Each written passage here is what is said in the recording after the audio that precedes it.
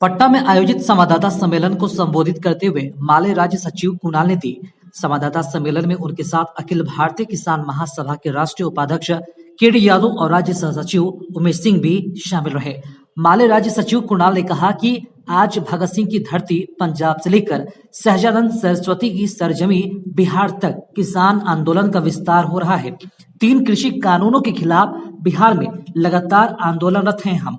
3 कृषि कानून, खासकर बिहार में न्यूनतम समर्थन मूल्य पर फसलों की खरीद व एपीएमसी कानून की फिर से बहाली के मुद्दे पर गांव के स्तर पर किसान पंचायत का कार्यक्रम किया जा रहा है। किसान पंचायतों का आयोजन आगे भी जारी रहेगा। 11 मार्च स्वामी सहजानंद सरस्वती की जयंती है। इस दिवस पर हम लोग पूरे बिहार में किसान दिवस के बतौर मनाने का हम लोगों ने फैसला किया है। हम सभी जानते हैं कि ब्रिटिश कंपनी राज के खिलाफ सहजानंद सरस्वती किसानों के आंदोलन के प्रणेता थे और आज जब फिर से देश में कंपनी राज थोपने की भाजपा की कोशिश हो रही है तो वो बहुत प्रासंगिक हो गए हैं। उनसे प्रेरणा लेना, उनकी संघर्षशील विरासत को याद करना और आज जो लड़ाई चल रही है उस लड़ाई को आगे बढ़ाना ये बहुत ज़रूरी हो गया है। इस अवसर पर पूरे राज्य में जिला मुख्यालयों पर कंपनी राज के खिलाफ किसान मार्च निकाले जाएंगे और बिहटा में जहां स्वामी सहजानंद सरस्वती जी का आश्रम है वहां एक बड़ा किसान सम्मेलन किया जाएगा। इस किसान सम्मेलन को हमारी पार्टी के महासचिव कामरेड दीपंकर भट्टाचार्य संबोधित करेंगे। हम लोग देख रहे हैं कि करीब 3 महीना होने को है, किसान सड़कों पर डटे हुए हैं।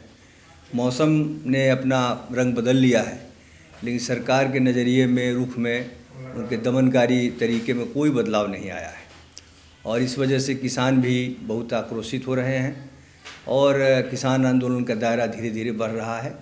बिहार में भी आंदोलन जो चल रहा था इसको और गहरा करने के लिए और व्यापक बनाने के लिए हम लोग फिर से किसान पंचायतों का एक दूसरा दौर शुरू करने वाले हैं जिसमें कि तमाम पार्टी से जुड़े हुए जो किसान हैं, चाहे वो भाजपा के हों या जदयू के हों, तमाम किसानों के साथ हम लोग बातचीत करेंगे और उनको ये जो कंपनी राज थोपने की, किसानी को ख़त्म करने और किसानों को गुलाम बनाने की जो साजिश है, इन बातों को उनसे बताएंगे और एक बड़ा किसान आंदोलन यहाँ पर फिर से बड़ी गोलबंदी के साथ खड़ा करने का हम लोग प्रयास करेंगे। हम लोग जानते हैं कि 2006 में ही यहाँ एपीएमसी एक्ट ख़त्म कर दिया गया। उसके बाद किसानों की बदहाली सबों के सामने है और इसी वजह से सिर्फ किसान ही बदहाल नहीं है बल्कि यहाँ से जो पलायन है गरीबों का, उसका एक बड़ा कारण कृषि का पिछड़ापन है और इस मामले में सरकार का रवैये में अभी तक कोई बदलाव नहीं है।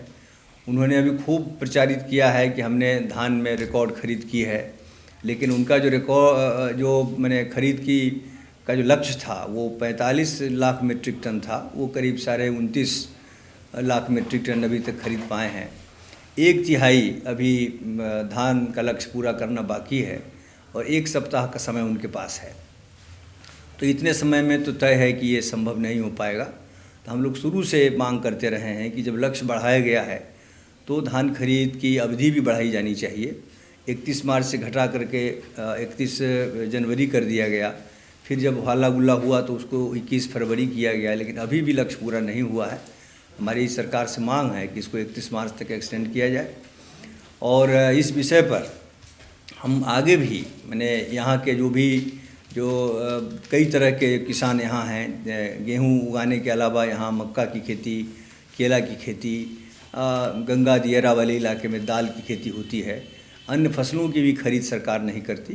तो धान सहित तमाम फसलों की एमएसपी पर खरीद की गारंटी की बात भी हम किसान पंचायतों में उठा रहे हैं। सरकार जो दावा कर रही है कि पैक्स के जरिए हमने धान खरीदा है, उसमें भी अगर ठीक से जांच की जाए तो बड़ा घोटाला सामने आएगा। पहले तो शायद ही कहीं 1868 रुपया किसी किसान को धान की कीमत मिली होगी, शायद ही कहीं मिली होगी। 1600 से ज़्यादा कहीं नहीं मिली है और धान खरीद में भी बड़ा घोटाला चल रहा है।